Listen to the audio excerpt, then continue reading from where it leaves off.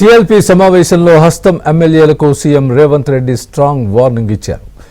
ఎవరైనా సరే party line దాటి మాట్లాడితే ఊరుకునేది లేదంటూ హెచ్చరించారు. ఎమ్మెల్యేలందరూ ప్రజల్లోనే ఉండాలని సూచించారు.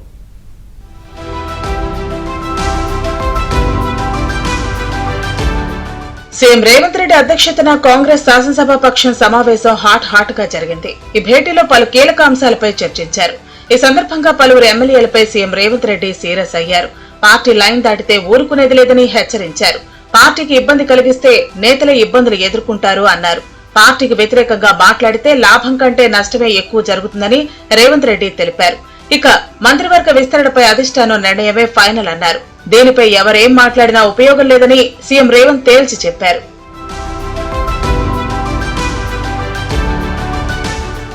ఇక ప్రభుత్వ సంక్షేమ పథకాలను ప్రజల్లోకి తీసుకువెళ్లాలని సీఎం రేవంత్ రెడ్డి పార్టీ నేతలకు దిశానిర్దేశం చేశారు.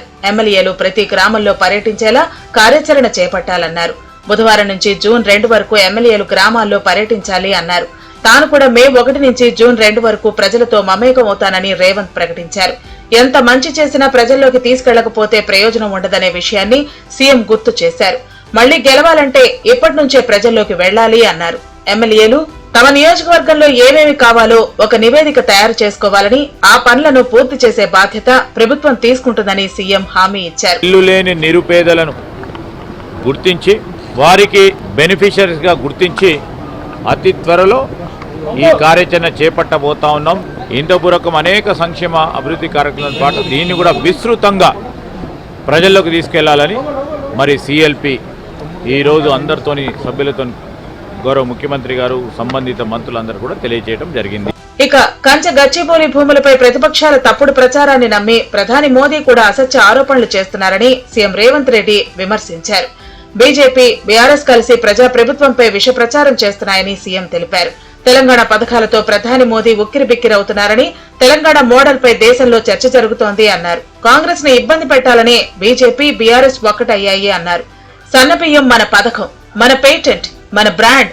బీజేపీ పాలిత రాష్ట్రాల్లో సన్నబియ్యం ఎందుకు ఇవ్వట్లేదో చెప్పాలి అని సీఎం రేవంత్ రెడ్డి ప్రశ్నించారు.